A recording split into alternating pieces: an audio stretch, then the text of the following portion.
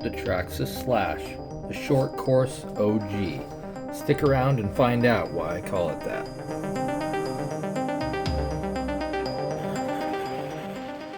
Hey guys, welcome back. If you've been in the hobby for a while, chances are you've heard of this truck, the Traxxas Slash.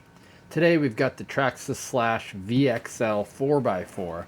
I'm going to open it up and show you what's inside. I also want to give a big shout out to RC Madness, the hobby shop in Enfield, Connecticut that I use all the time. These guys hooked me up with this truck. I've always wanted to do a review on it, so thank you guys for hooking that up. Now, before we crack open this bad boy, it's important to note that this really just isn't any short course truck. This truck's paved the way for the short course RC craze that you see today.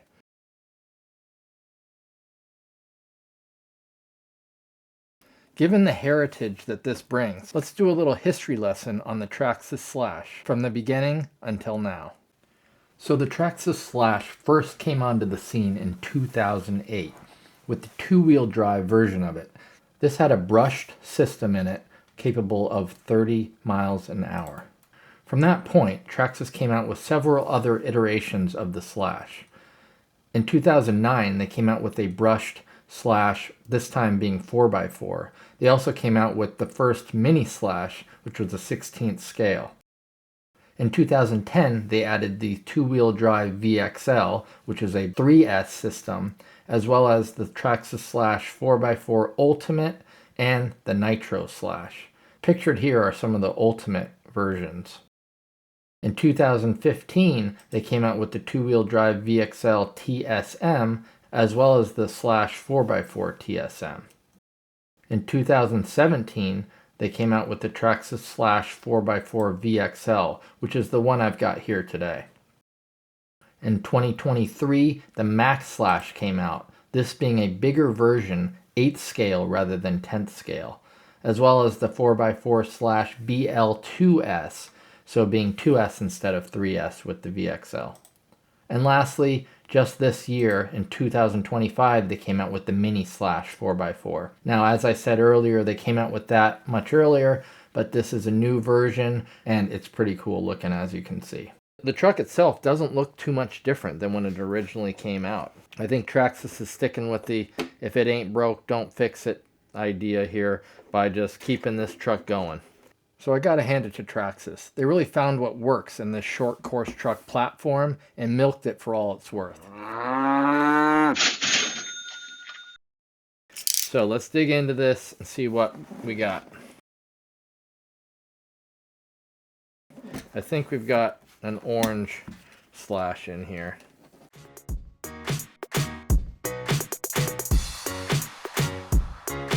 Oh, that's a much better looking orange than it is on the box. Much brighter.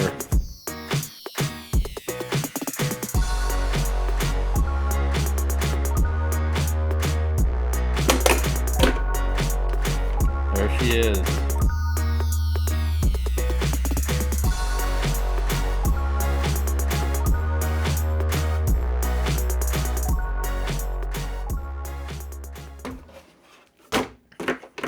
See what we got in the bag.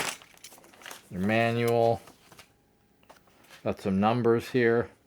Looks like it comes with a foam pad, some small tools, and an extra pinion. Looks like it probably comes stock with a 13, and I believe this is the 19-tooth pinion. The typical Traxxas TQI remote that comes in all Traxxas vehicles.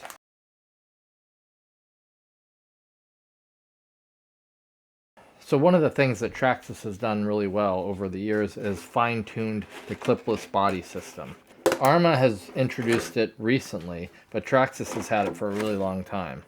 And so you can see here these little clips that go in here, and from what I understand, they work pretty well.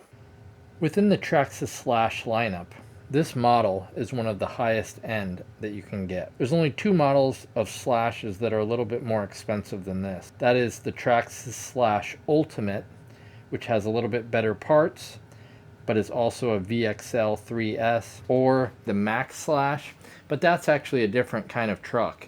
This is a 10th scale short course truck, whereas that's an 8th scale. more comparable to the size of like this Mojave 4S. For this video, I put them both on 4S to make it more even. And if you like comparisons with this, stay tuned to the next video where I'm going to compare this with a truck that's very similar. The BL2S is the slower version of this and doesn't feature that VXL ESC, whereas this is the high performance version with this Traxxas VXL 3S ESC, which can run 2 or 3S and is much faster. It also comes with this Traxxas Valinian 3500 kV motor, and together the two make the truck capable of 60 plus miles an hour according to Traxxas. These come with pretty beefy tires. They look like BF Goodrich mud train pattern on here. These do not have a center diff, so it's just a shaft drive down the center, and it looks like an aluminum shaft at that. It's covered in a clear plastic so dirt and debris won't get in there. That's kind of nice. The shocks are pretty plush and cushy.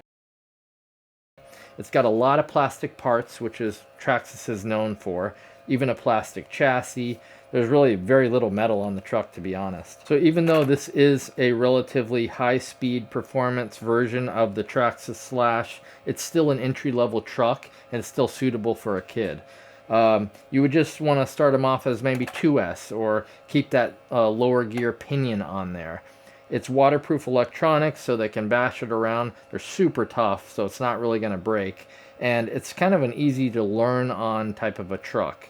If you're going to off-road in the dirt, this 4x4 version is probably your best bet. They do make a lot of two-wheel drive versions as well, and people use those even on indoor tracks like carpet racing.